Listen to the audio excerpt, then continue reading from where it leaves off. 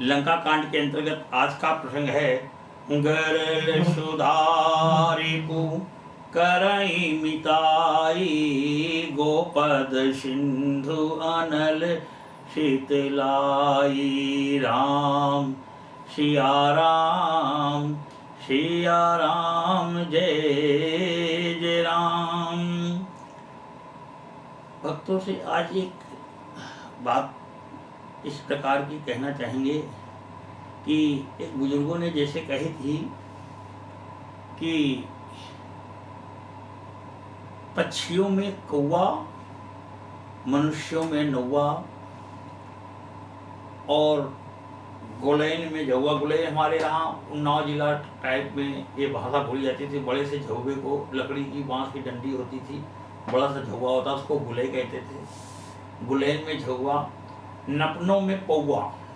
नापने के लिए अगर आपके पास पौवा है, आप कई लीटर दूध नाप सकते हैं। तो कहा गया पक्षियों में कौवा, इंसानों में नौवा और गुलैन में झौवा और नपनों में पौवा और लड़कों में, बच्चों में, छोटे में अगर है तो बौवा, यानी छोटा मुन्ना, यानी कि आपका प्रिय छोटा लाडला नाती हो या कोई बच्चा, ये सबसे आगे चलते हैं। कैसे आगे चलते हैं हम आपको बताते हैं। बिना कौवा को अग्रासन निकाले किसी भी काम में जब देते हैं तब उसको, प्राणी को मिलता है। इसी प्रकार जब बारात वगैरह काम होता है, शादी वगैरह काम होता है, तो ऐपन वारी वगैरह लेकर नाऊ ही जाता है। और इसी प्रकार जब आगे की जब होता है कि नापने के लिए आपके पास कई लीटर दूध हो, आप 1 लीटर रखे हुए हैं, तो उसमें अगर उसको पाव भर दूध देना है तो आप नहीं नाप पाएंगे। मगर पौवा है तो आप 1 लीटर नहीं 50 लीटर नाप लेंगे इस पौवे से, वो पौवा आगे चलता है। और गुलई में झौवा, यानी 20 प्रकार की वैरायटी का सामान आपके पास है, उस झौवे में आप रख लेंगे। इसी प्रकार छोटा बच्चा है, आप गोद में लिए हैं, कहीं आप रखने जा रहे हो तो आगे जा रहे हैं, आप सबसे पहले दौड़ करके लोग उस बच्चे को हाथ से गोद में ले लेते हैं। आप लोग पीछे रह के बालक सबसे पहले वो वहां पर पहुंच गया जहां पर सबको जाना चाहते हैं। शायद आप लोग ना पहुंच पाए वहां पर, मगर वो बालक, छोटा मुन्ना बच्चा है, वो पहुंच जाता है। इसीलिए कहते थे बुजुर्गों में कि इंसानों में नौवा और पक्षियों में कौवा और नापने में पौवा और लड़कों में बौवा और गुलैन में झौवा, ये सबसे आगे चलते हैं। बहुत से लोगों को हमने कभी कभी ये सुना है कि हमारे पास इतनी जमीन है, इतना सब कुछ है, कहीं से भी कुछ आ जाए हम इतना माल भर सकते हैं, इतना सामान भर सकते हैं। मगर क्या उनसे पूछो कि जो जगह निर्धारित अंतिम समय में की गई है, वो जगह भी आपको नहीं मिलती है।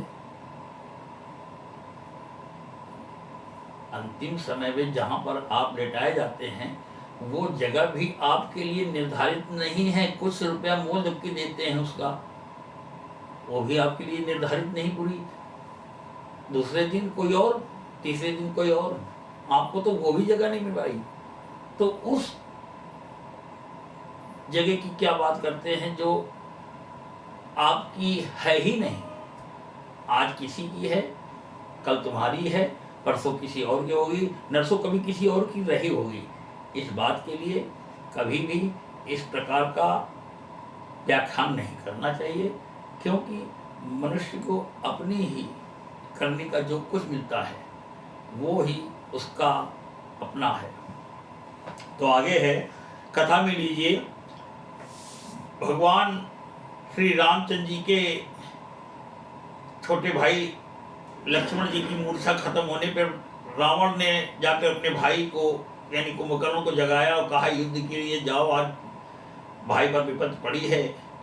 यहाँ एक भाई अपने भाई को जीवित कर रहा है, यानी मूर्छा से जगा रहा है, और वहां दूसरा भाई यानी देखिए दोनों भाई हैं छोटे, एक बड़ा भाई छोटे भाई को मूर्छा से जगाने के कितने प्रयत्न किए और जगाया भी, और दूसरा भाई बड़ा भाई वो भी छोटे भाई को सोते हुए को जगा करके आज उसको मारने की तैयारी कर रहा है। ये है हमारे धर्म संस्कार का अपने आप में महत्व कि देखिए तो एक भाई धर्म के लिए अपने भाई को जीवित कर रहा है और एक जो है अधर्म के लिए, धर्म नहीं कहेंगे, अधर्म के लिए अपने भाई को काल के गाल में भेजे दे रहा है।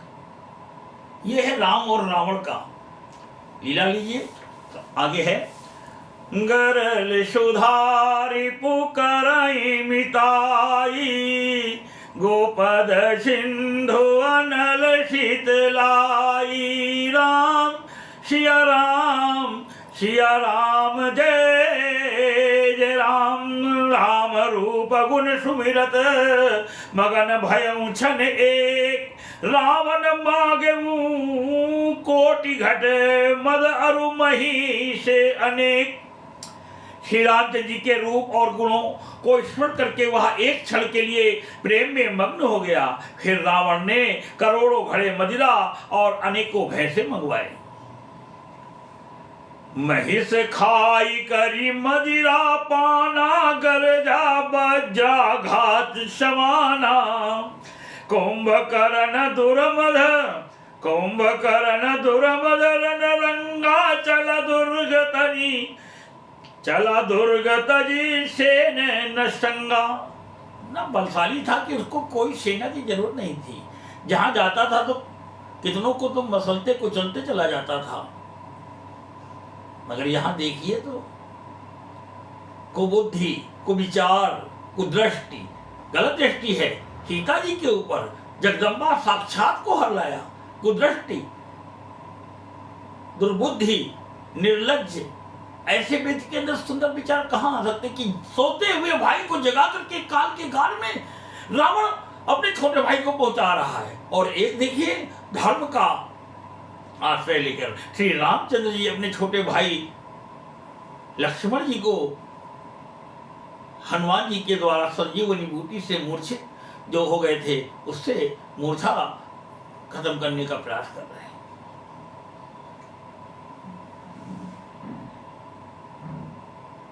भैंसे खाकर और मदिरा पीकर वह वज्राघात यानी बिजली गिरने के समान गर्जा, मद से चूर, रण के उत्साह से पूर्ण कुंभकर्ण किला छोड़कर चला। सेना भी साथ नहीं ली। देखी विभीषण आगे आयो, पर उच्चरण निज नाम सुनायो, अनुज उठाई हृदय तेहि लायो, रघुपति भक्ति जानि मन भायो। उससे देखकर विभीषण आगे आए और उसके चरणों पर गिरकर अपना नाम सुनाया। छोटे भाई को उठाकर उसने हृदय से लगा लिया और श्री रघुनाथ जी का भक्त जानकर वे उसके मन को प्रिय लगे। तात लात रावण मोहिमा, और विभीषण कहने लगे, हे भाई कुंभकर्ण से, हे भाई रावण ने मुझे लात मार के भगाया, मैं आ नहीं रहा था। तात लात रावण मोहि मारा, कहत परम हित मंत्र विचारा, दही गलाने रघुपति पही आयो, देखी दीन प्रभु के मन भायो।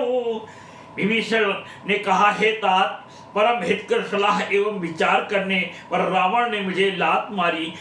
मैंने अपने मन से कोई बात नहीं कही थी उनको, न कोई उनको सलाह दी। उन्होंने हमसे कहा तो मैंने उनसे सलाह दी, और जब सलाह दी तो जो मेरे मन में था भाई वही तो मैं कहूंगा, यदि हमसे न पूछते। तो कहा विभीषण ने, हे तात, परम हितकर सलाह एवं विचार कहने पर रावण ने कहा, अपनी सलाह में बताओ। तो मैंने बताया। रावण ने मुझे लात मारी, उसी ग्लानि के मारे मैं श्री रघुनाथ जी के पास चला आया। दीन देखकर प्रभु के मन को मैं यानी बहुत ही प्रिय लगा।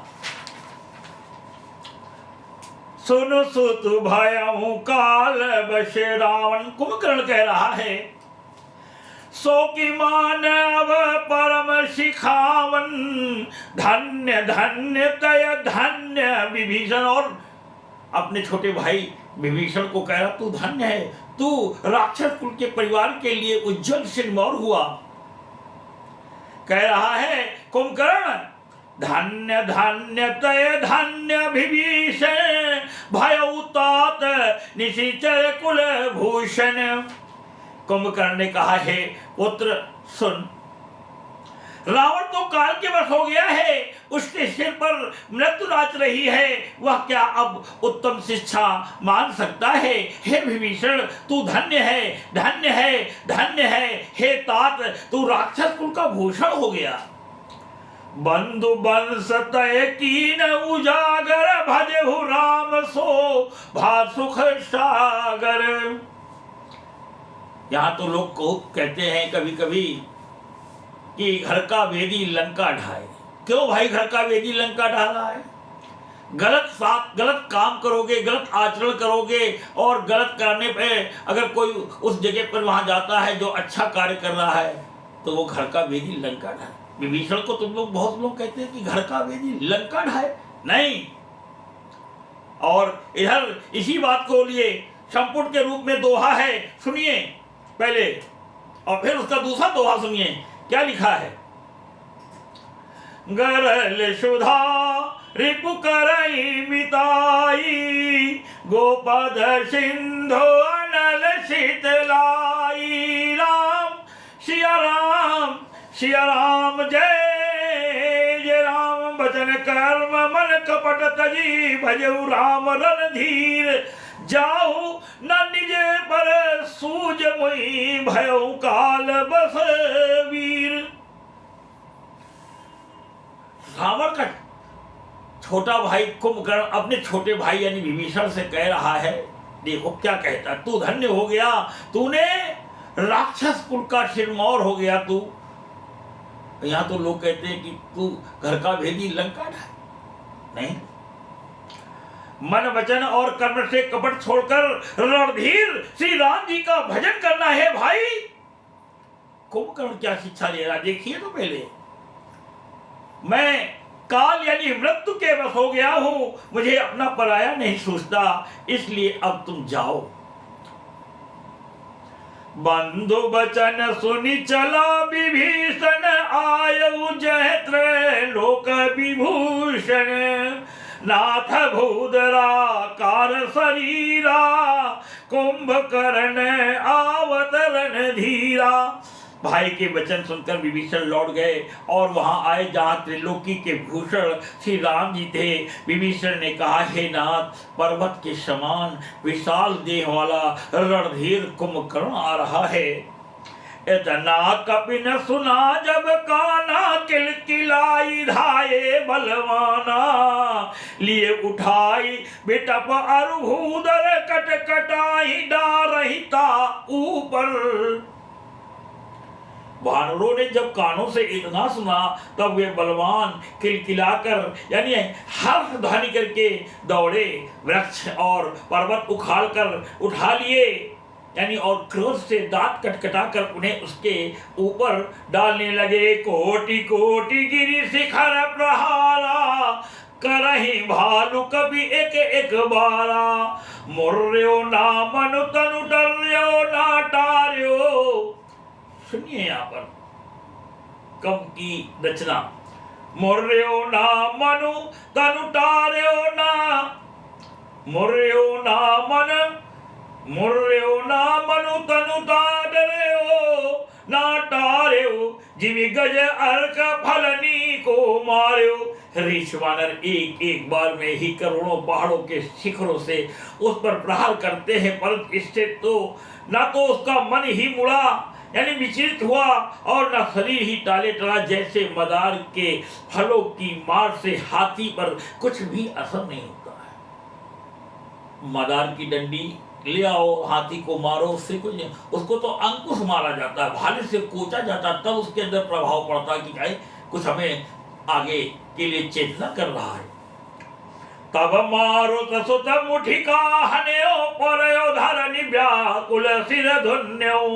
पुनि उठित ही मारे हनुमंता घुर्मित भूतल पर तुरंता।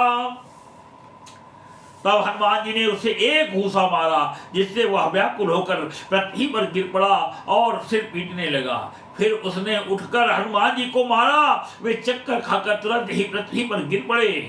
पुनि नल नील ही अवन पछारसी, जह तह पटकी पटकी भट डारसी, चली बली मुख से न पराई, अति भय त्रसित न को समुहाई। फिर उसने नल नील को पृथ्वी पर पछाड़ दिया और दूसरे योद्धाओं को भी जहां तहां पटक पटक कर डाल दिया। वानर सेना भाग चली, सब अत्यंत भयभीत हो गए, कोई सामने नहीं आता। दीन दयाल बिरद संभारी, हरहु नाथ मम संकट भारी। राम सिया राम सिया राम जय राम। अंगदाद कपि मूर्छित करि समेत सुग्रीव, काख दावि कपिराजी कहू, चला अमित बल शिव। सुग्रीव समेत अंगदाज वानरों को मूर्छित करके फिर वह अपरिमित बल की सीमा कुंभकर्ण वानरराज सुग्रीव को काख में दबाकर कर चला। उमा करत रघुपति नर लीला,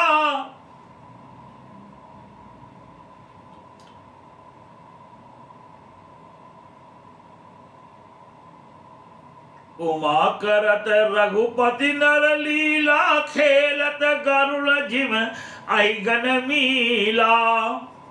भ्रकुटी भंग जो काल ही खाई, ताही की सोहई ऐसी लड़ाई। भगवान भोलेनाथ जी कहते हैं, हे उमा, श्री रघुनाथ जी वैसे ही नरलीला कर रहे हैं जैसे गरुड़ यानी भगवान का वाहन श्रेष्ठ पक्षी गरुड़ जी यानी मोर सर्पों के समूह में मिलकर खेलता हो, जो भाव के इशारे मात्र से यानी बिना परिश्रम के काल को भी खा जाता है, उसे कहीं ऐसी लड़ाई शोभा देती है।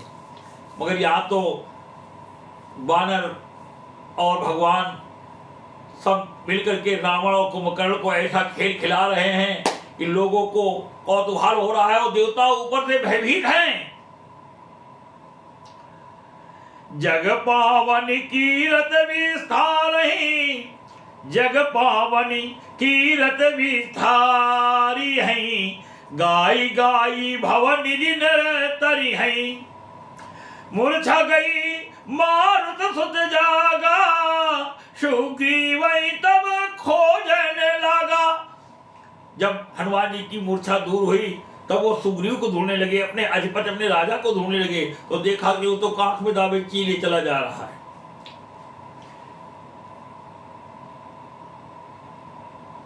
मूर्छा गई मारुत सुत जागा, सुग्रीव तब खोजने लगा। भगवान यानी इसके द्वारा जगत को पवित्र करने वाली वह कीर्ति फैलाएंगे जिसे गा गा कर मनुष्य भवसागर से तर जाएंगे। मूर्छा जाती रही तब मारुति हनुमान जी जागे और वे फिर सुग्रीव को खोजने लगे। सुग्रीव कहे मूर्छा बीती, निभु की गयो तेहि मृतक प्रतीति, काटे सीधसन नासी का काना, गरज आकाश चले उते ही जाना। सुग्रीव की भी मूर्छा दूर हुई तब वे यानी मुर्दे से होकर खिसक गए, यानी काख से नीचे गिर पड़े। कुंभकर्ण ने उनको मृतक जाना, समझ लिया कि तो मर गए हैं। कुंभकर्ण ने उनको मृतक जाना, उन्होंने कुंभकर्ण के नाक कान दांतों से काट लिए और फिर गरज कर आकाश की ओर चले। तब कुंभकर्ण ने जाना, अरे तो जीवित है। गहु चरण गही भूमि पछारा, अति लागो उठी पुनि तेहि मारा, पुनि आयो प्रभु पही बलवाना, जयति जयति जय कृपा निधाना। उसने सुग्रीव का पैर पकड़कर उनको पृथ्वी पर पछाड़ दिया। फिर सुग्रीव ने बड़ी फुर्ती से उठकर उसको मारा और तब बलवान सुग्रीव प्रभु के पास आए और बोले, कृपा निधान प्रभु की जय हो, जय हो, जय हो। नाक कान काटे जय जानी, फिर क्रोध करी भई मन गिलानी।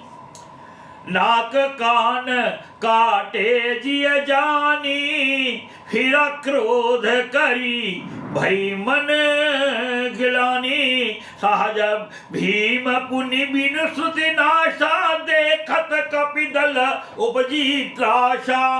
नाक कान काटे गए ऐसा मन में जानकर बड़ी गिलानी हुई। वह क्रोध करके लौटा। एक तो वह स्वभाव यानी आकृत से ही भयंकर था और फिर बिना नाक कान का हो गया। बिना नाक कान का होने से और भी भयानक हो गया। उसे देखते ही वानरों की सेना में भय उत्पन्न हो गया। विश्व भरण पोषण कर जोई, ताकर नाम भारत ऐसे होई। राम सिया राम, सिया राम, जय जय राम, जय जय जय रघुवंश मणि धाये कपिदय हूँ। जय जय जय रघुवंश मणि धाये कपिदय हूँ। एक ही बार तासु पर छाड़नी गिरी तरुजूह। रघुवंश मणि की जय हो, जय हो, जय हो ऐसा पुकार कर वानर हो करके दौड़े और सबने एक ही साथ उस पर पहाड़ और वृक्षों के समूह छोड़े। कुंभकर्ण रणरंग विरुद्धा, सनमुख चला काल जनु क्रुद्धा। कोटि कोटि कपि धरि धरि खाई, जनु टीढ़ी गिरी गुहा समाई। रावण के उत्साह में कुंभकर्ण विरुद्ध होकर यानी उनके सामने ऐसे चला मानो क्रोधित होकर काल ही आ रहा हो। वह करोड़ करोड़ वानरों को एक साथ पकड़ कर खाने लगा। वे उसके मुंह में इस तरह घुसने लगे मानो पर्वत की गुफा में टिड्डियां समा रही। कोटिन गही समीर सन मरदा, कोटिन मीज मिलव मही गरदा। मुखनासा श्रवणी की बाटा, मुखनाशा सवनन की बाटा। निसरी पराही भालू कपी ठाठा। करोड़ों यानी वानरों को पकड़कर उसने शरीर से मसल डाला। करोड़ों को हाथों से मलकर पृथ्वी की धूल में मिला दिया। यानी पेट में गए हुए भालू और वानरों के ठट उसके मुख, नाक और कानों की राह से निकल कर भाग रहे हैं। किसी को खाने मतलब दांतों से नहीं जमाता है, वैसे थोड़ा ली जाता है बिल्कुल।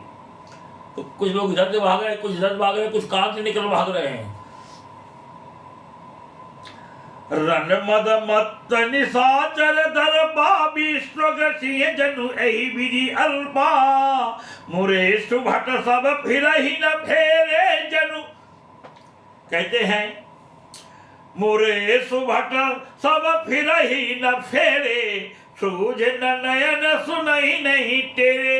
रण के मध्य में मत राक्षस कुंभकर्ण इस प्रकार गर्वित हुआ मानो विधाता ने उसको सारा विश्व अर्पण कर दिया हो और वह उसे ग्रास कर जाएगा।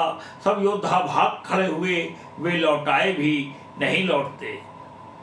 आंखों से उन्हें सूझ नहीं पड़ता और पुकारने से सुनते नहीं।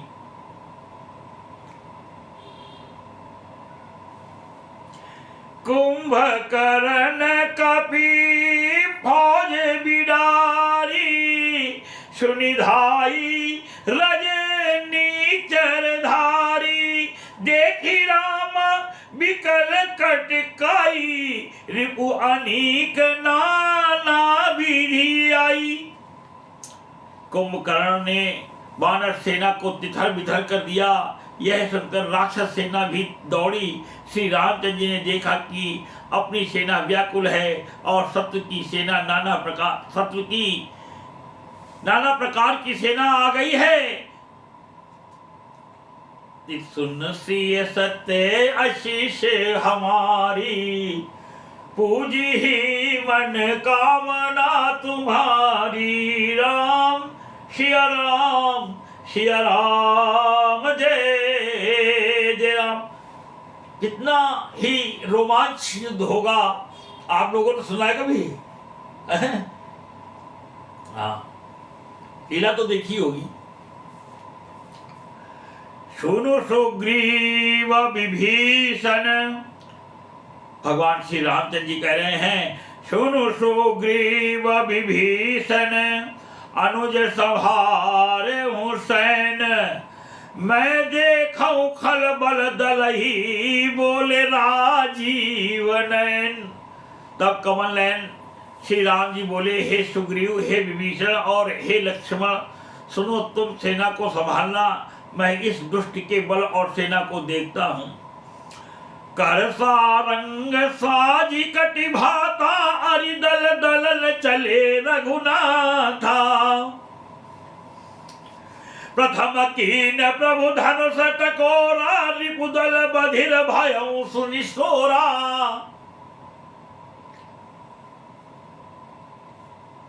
हाथ में सारंग धनुष और कमर में तरकत रचकर श्री रघुनाथ जी शत्रु सेना को दलन करने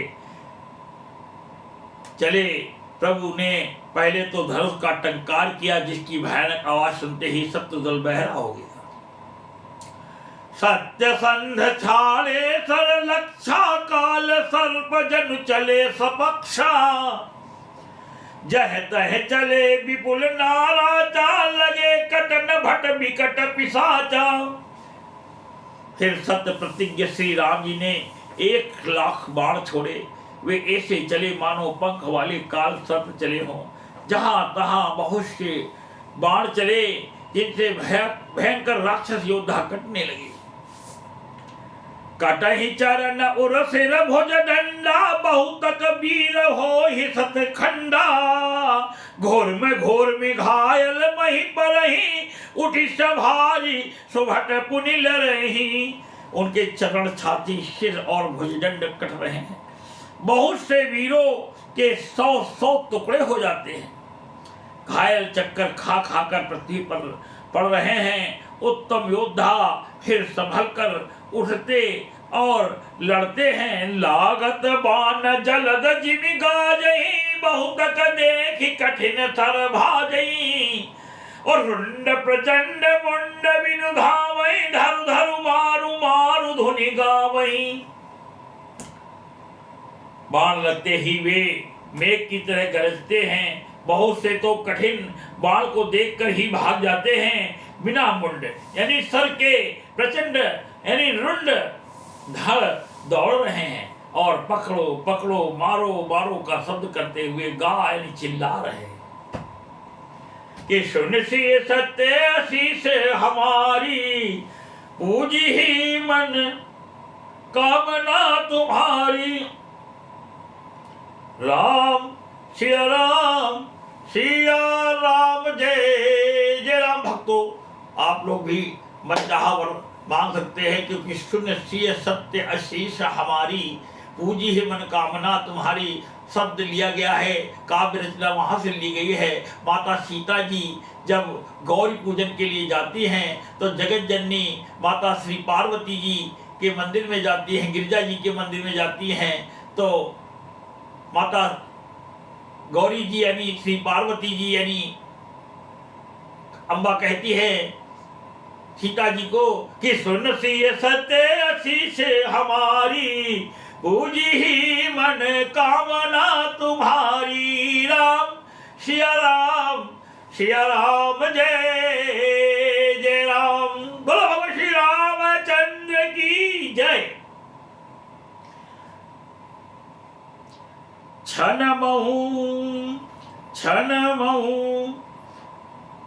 महू प्रभु के सायकनी, काटे विकट पिशाच।